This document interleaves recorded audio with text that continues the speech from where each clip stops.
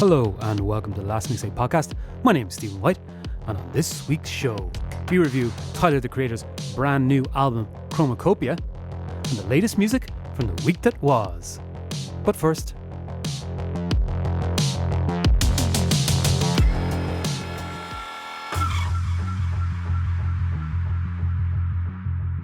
are we to paint what's on the face, what's inside the face, or what's behind it? Art is not the application of a canon of beauty, but what the instinct and the brain can conceive beyond any canon. The words of Pablo Picasso. Why, Stephen?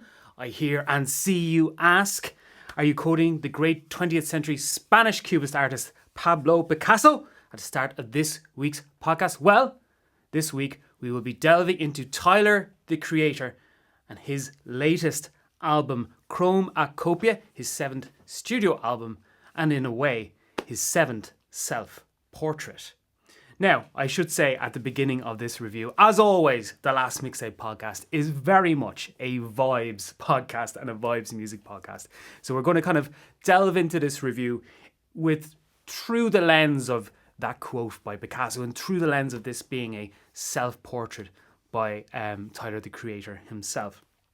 Now, what's very interesting and why I think this week I kind of zoned in on this album, Chromakopia, by Tyler the Creator, and it is a great piece of work as well, is the idea, and we were talking a little bit about it last week when we were talking about Bob Dylan and making movies about Bob Dylan and the different eras of Dylan and the different faces of Dylan that there were. This is very much plays into that as well, but not in a filmic way, but in terms of an album as the portrait of the artist. If we were to go a little bit James Joycean about it, especially on an Irish podcast. But yeah, on the music video for his song "Sorry Not Sorry," which comes from the album previously, "Call Me If You Get Lost."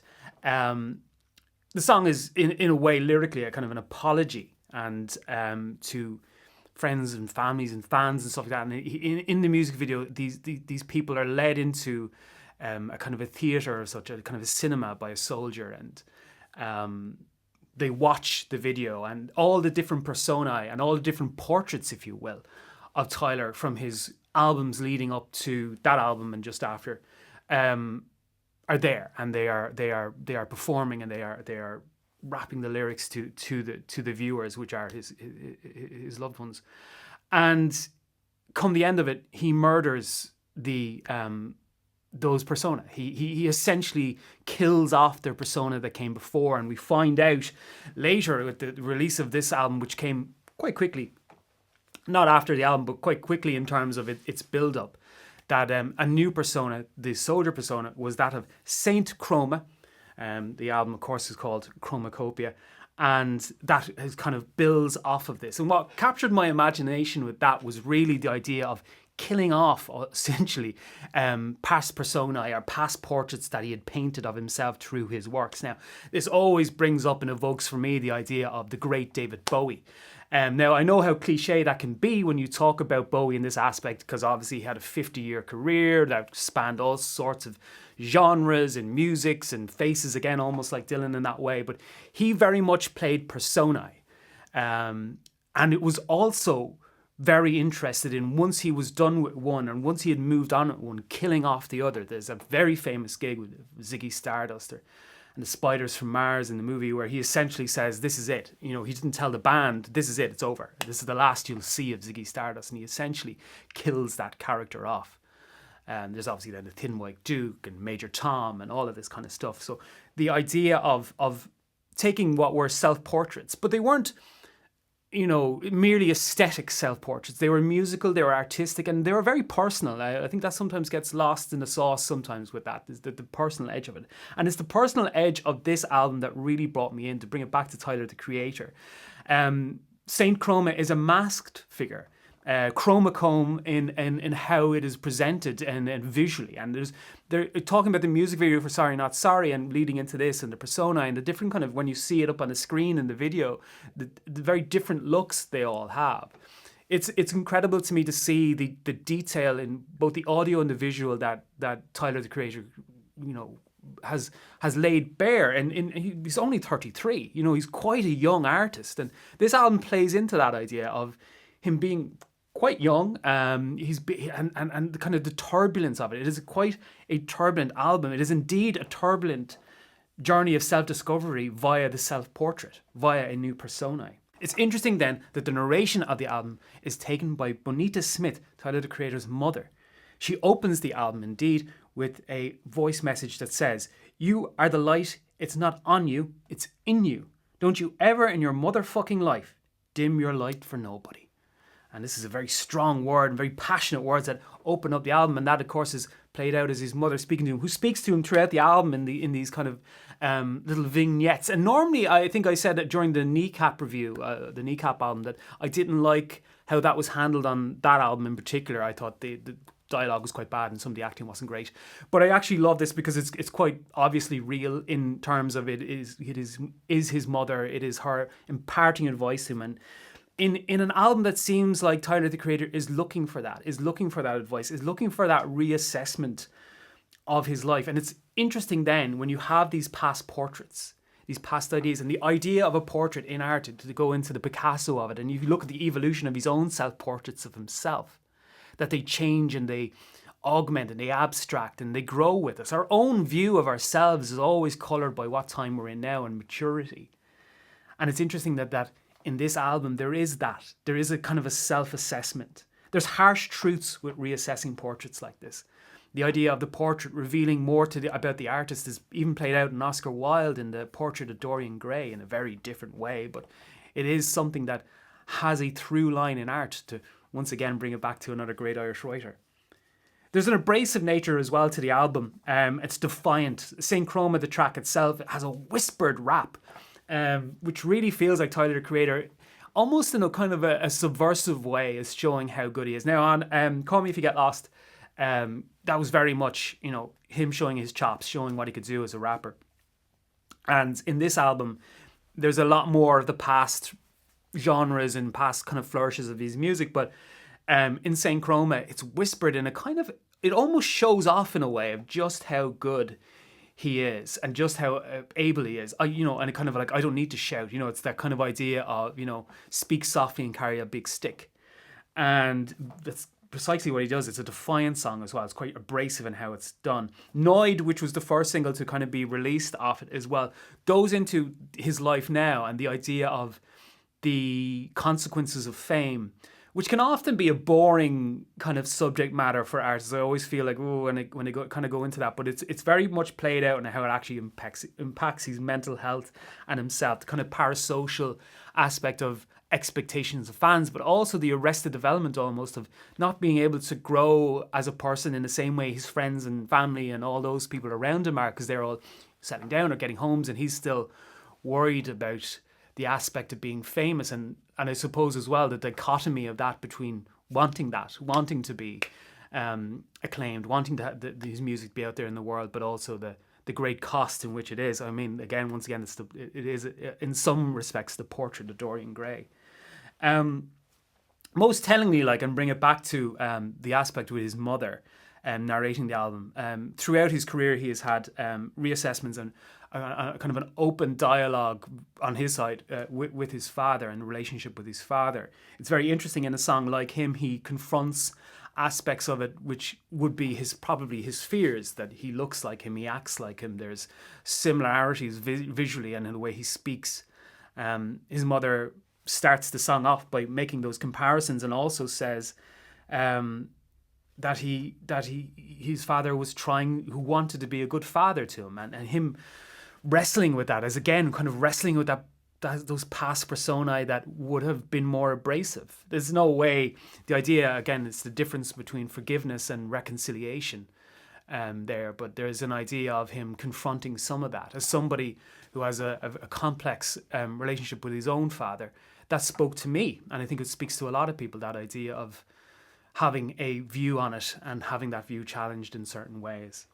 And I think that's incredibly telling in this album, that it does delve very deeply into it. There's almost if Call Me If You Get Lost is kind of him giving the audience almost what they want, or him being a bit more playful. This is far more taking the audience on.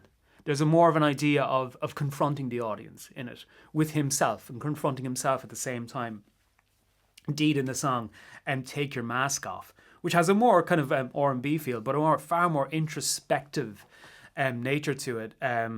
The repeated line, the mantra is, I hope you find yourself. Speaking about himself, and perhaps speaking even about his own audience, about the listener, hoping they find themselves at this time in his life. Because again, he's more likely feels like he's grown up with his listener. His audience have probably aged with him in this way. I think most starkly, I Killed You, with the dark nursery rhyme of the wheels on the bus idea, also plays into his relationship and what he might say a reassessment of that relationship with the audience. And then in the song Sticky, maybe being a bit more playful with that. Chromakopia is an album that definitely shows off many aspects of him. And sometimes when you're having kind of an album that is raw and an unforgiving almost self-portrait, it can oftentimes feel a little bit stuck in what would be in the like him aspects of it, the harsher truth aspects. So it's nice in that way that the album has these more braggadocious moments, that we are not all one thing, that we can be in one moment fragile, we can one moment introspective, one moment facing our fears, and another moment very braggadocious and very kind of having that kind of mannerism about it. It's telling that the artwork and the portrait of him on the cover of the album has this mask, and this character of Saint Chroma is a masked individual that essentially, if you were to go to the lore maybe of Tyler the Creator, had a part to play in removing the other persona. And maybe having the mask is the idea of that mask will always be there. It's theatre, it's performance, it's art. There's always going to be that artifice to the performer, but in behind it, there is harsh truths to it. The idea of an artist confronting their own self-portraits, their own personae, and moving past them is always intriguing and always interesting to me. And I think it's always such a great view and such a great insight into an artist. I think with this, Tyler the Creator shows himself, and if he is not already, in such a short period of time, of having that ability. I make that comparison with David Bowie, not because it would be the closest comparison in my head, but I make that in all seriousness. There's Bowie would have done the same. This feels a little bit, if you were to say it, almost like something as darkly lit as maybe Heroes or Low in that aspect, while still having, songs like Sound and Vision and things like that on the albums that kind of have that still elements of the past personae. Removing oneself, removing one's own ideas of oneself is something we all do as we grow older. Being somebody in this one, and Tyler Creator at 33, and not reassessing, but confronting and growing and assessing their lives around them and feeling anxious about where they are at life, maybe feeling anxious with the position he is in. That's one maybe we can't empathize with, one of fame, but we can empathize with that feeling of the world and people growing around you and you maybe feeling stagnant.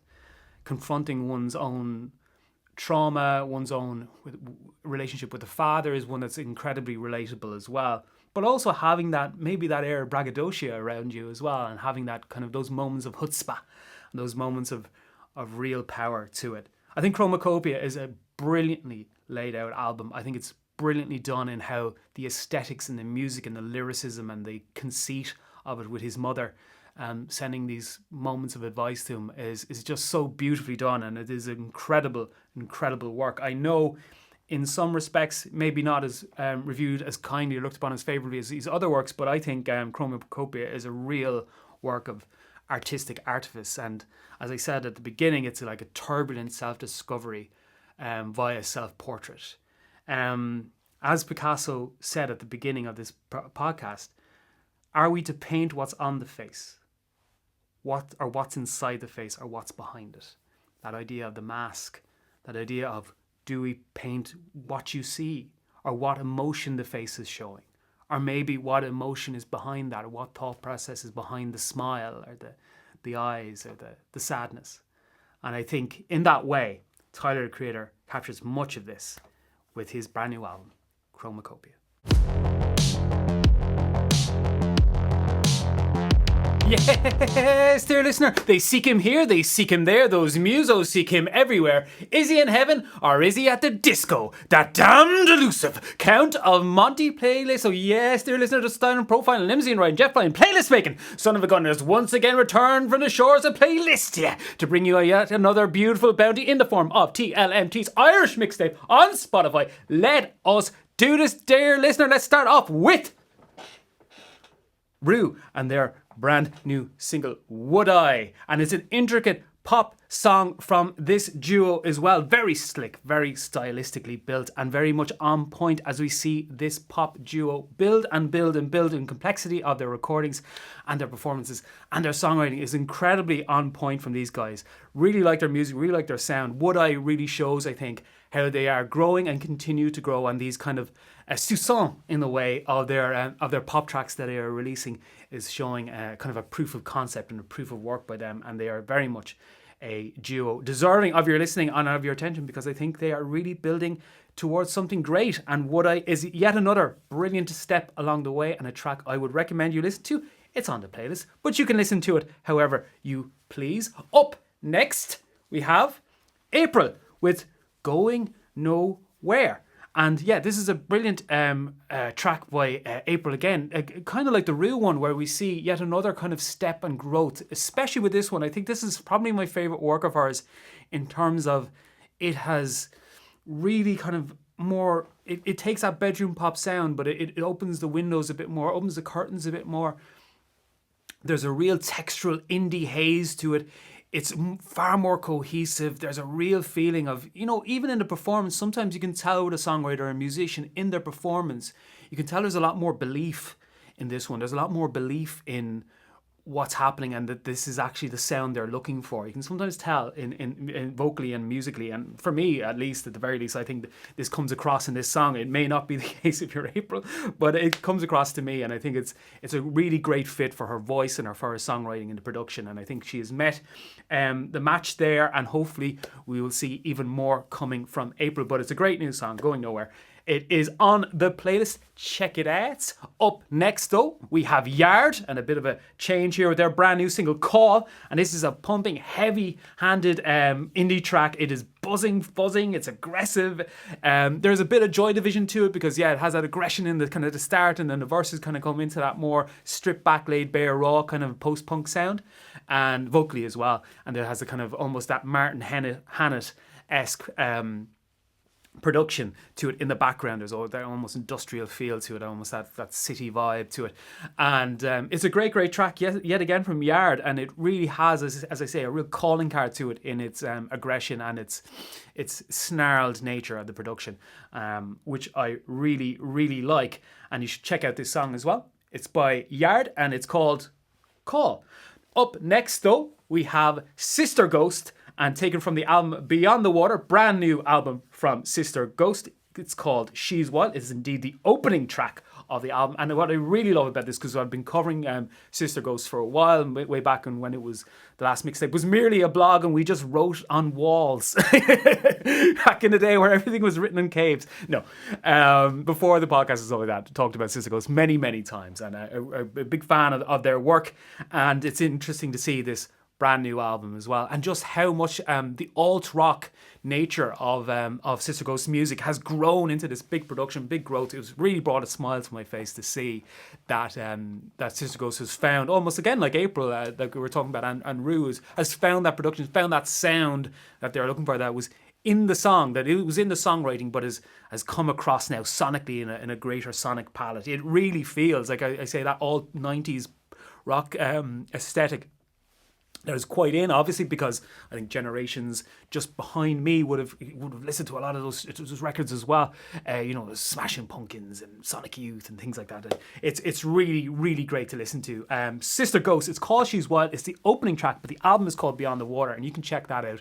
However you want to check it out, I'm sure it's available in all sorts of places too. So make sure you listen to that or buy it or go see the gigs and all that kind of stuff. We always promote you doing that. This Count of Monte playlist though is a fair count. Up next we have Aisling Logan with Stolen Days. And this is a great, and once again, it seems to be a bit of a theme in this week's show and this week's podcast of the growing nature and the growing into one sound, because this is, once again, Aisling Logan's, to use an old cliche, best work to date. It is glistening, intricate beat. It really starts off in a very interesting place. And I'm kind of listening to it, go, how's Aisling going to fit her vocal into this? But fit it she does into a really cool, different direction, different kind of sound from her. And it's great to see her as well grow into music, grow into something that has quite an interesting take on it, quite an interesting countenance to it. And great from Aisling Logan as well. As I say, kind of glistening. The beat is intricate. It's interesting. It removes her, it brings her, kind of singer-songwriter style into different avenues and different areas and different textures, which we always want to see. We always want to see the scope being opened and the availability and the playground of music being open to an artist. Indeed, it is for Aisling Logan and her brand new single, Stolen Days. It's on the playlist. You may check it out if you like. And we have up next, Kathy Long. Brand new to the podcast, new artist I'm reviewing here. Glow Gold is the name of the single, and I really like this one. This is minimalist pop at its best, really pulsing, really has to rest on the performance and of the singer and the songwriting, and also the atmosphere created in production. It's very hard to create a minimalist sound that draws in the listener and draws in the intrigue, and you do have to layer yourself, and you have to rest your hat, if you will, on the performance and on the songwriting, and trust it's powerful enough, and trust it's good enough to really bring the song across the line. And it really does in this track. It's Kathy Gold and Glow Gold, minimalist pop, really, really cool stuff. And yeah, if you're looking for some performance and atmosphere, do check it out, because it's on the playlist. Now, usually we wouldn't do this. Usually the Count of Monty playlisto would be wrapping up by now and telling you that he shall return next week. But we have a bonus track. It's not on Spotify, but I do want to highlight a brand new track from Jerry Fish featuring May Kay and Don't Let the Sun Go Down on Your Grievances, a cover of Daniel Johnston's track taken from his album Yip Jump Music and taken from Jerry Fish's upcoming album Dreaming of Daniel, a cover album in tribute to an artist he greatly admires. And it's very interesting, this track, as you see. We were kind of talking about portraits earlier on. We were talking about Tyler, the Creator. Well, this one is talking about portraits of Daniel Johnston, the artist, by Jerry Fish, the artist, which is very interesting as well. This song originally was quite an organ-led, kind of had that kind of strained vocal that was so interesting about Daniel Johnston in that one, that kind of reaching vocal. And it's brought into, by May Kay and by Jerry Fish and the band and everyone, it's brought into a far more crooner-esque duet. It really feels like a duet. It really feels that both of them are really kind of taking their crooner chops out there and really applying it to the song and really giving a different colour and giving a different place for those lyrics to live. And obviously that was one of the big draws with Daniel Johnston's music, was just the lyricism and the performance and the aesthetic too, but taking it and adding different colours and different shapes. And it's always interesting to see people taking music into different that existed in one way into a kind of a different kind of scale and different kind of place. And I think this is a very interesting track for that. As I say, it takes it into a more crooner-esque kind of vibe, and I think they really play with it and have a lot of fun with it, and yeah, really serve the song as well and show that the different places it can live and the different places it can grow from. And that's from an upcoming album called Dreaming of Daniel, which we released on November 15th. It's not on the playlist, so you can't check it out there, but you can check it out, I think, on YouTube and a few other places as well. The album itself will be coming out, I believe, on vinyl and stuff like that. So you can go out and support it, and I believe there'll be a live show or something like that. But yeah, that is Jerry Fish featuring May Kay. Bonus track this week. Don't Let the Sun Go Down in Your Grievances. That is it for the Count of Monty playlist for this week. But I shall return, as I always do, dear listener and dear viewer, with a whole new set of great Irish music next week on next week's podcast. But for now, the Count is out of here.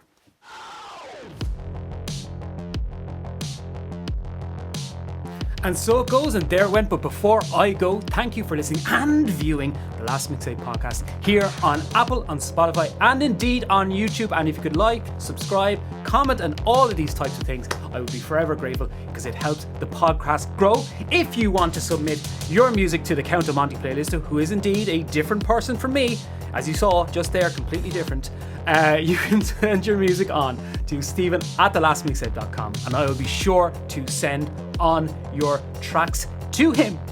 But for now, that was the Last Mixtape podcast. You were the listener and the viewer. I was Stephen White. Hey, so long.